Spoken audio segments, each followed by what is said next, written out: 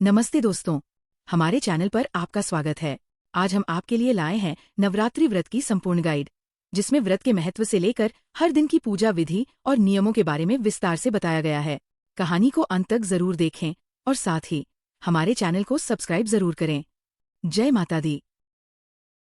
बृहस्पति ने ब्रह्मा जी से पूछा, हे प्रभु, मैं आपसे एक प्रश्न पूछना चाहता हूँ।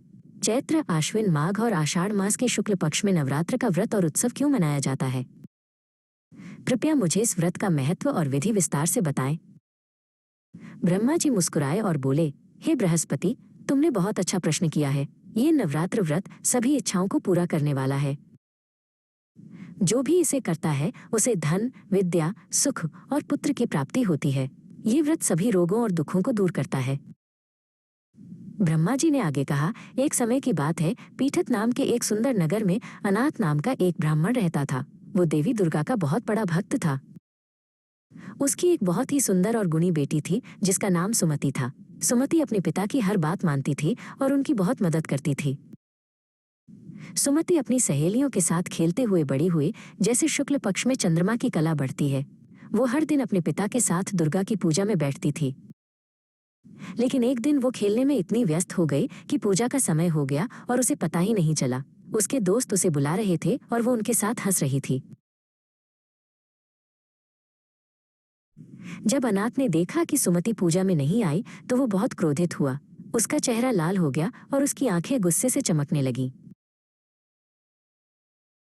उसने सुमति को बुलाया और कहा, तुमने आज देवी की पूजा नहीं की। तुम इतनी लापरवाह कैसे हो सकती हो? मैं तुम्हारा विवाह एक कुष्ठ रोगी और गरीब व्यक्ति से करूंगा।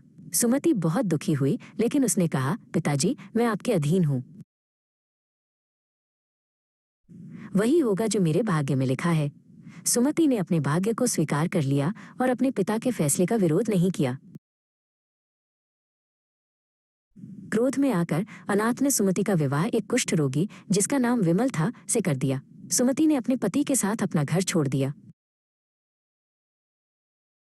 वे एक घने और भयानक जंगल में चले गए।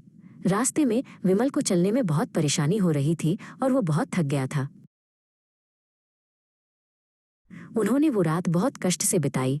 चारों ओर जंगली जानवरों की आवाजें आ रही थीं और वे बहुत डरे हुए थे। सुमति की ऐसी दशा देखकर उसके पिछले जन्म के पुण्य के प्रभाव से देवी दुर्गा उसके सामने प्रकट हुई। देवी ने कहा, हे ब्राह्मणी, मैं तुमसे प्रसन्न हूँ। तुम जो चाहो वरदान मांग सकती हो। सुमति ने देवी से कहा, हे देवी, यदि आप मुझसे प्रसन्न हैं तो कृपया मेरे पति के कोढ़ को दूर कर दें। देवी ने कहा, तुमने पिछले जन्म में अनजाने में नवरात्र का व्रत किया था। उस व्रत के एक दिन का पुण्य अपने पति को दे दो।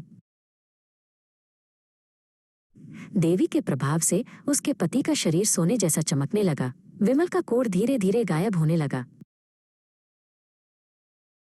सुमति बहुत खुश हुई और उसने देवी की स्तुति की। विमल का शरीर अब पूरी तरह से स्वस्थ और सुंदर था। फिर उसने देवी से पूछा, हे दयालु देवी, कृपया मुझे नवरात्रि व्रत की सही विधि बताएं।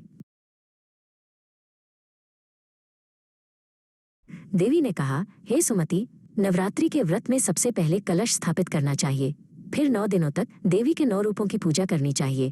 पहले दिन शैलपुत्री की पूजा होती है, दूसरे दिन ब्रह्मचारिणी की और इसी तरह आगे। हर दिन देवी को उनकी पसंद का भोग लगाना चाहिए और मंत्रों का जाप करना चाहिए। अष्टमी या नवमी के दिन 9 कन्याओं को भोजन कराना चाहिए और उनका आशीर्वाद लेना चाहिए। ये व्रत भक्ति और समर्पण से किया जाना चाहिए। ये सब बताने के बाद देवी एक दिव्य प्रकाश में बदल गई और आकाश में अंतर्ध्यान हो गई। ब्रह्मा जी ने बृहस्पति से कहा, हे बृहस्पति, जो कोई भी इस व्रत को भक्तिपूर्वक करता है उसे इस लोक में सुख और अंत में मोक्ष की प्राप्ति होती है। आज की कहानी यहीं समाप्त होती है।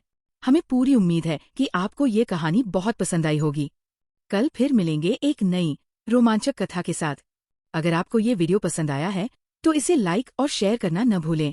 और हाँ, हमारे चैनल को सब्सक्राइब जरूर करें ताकि आप हमारी आने वाली कहानियों को मिस न कर सकें।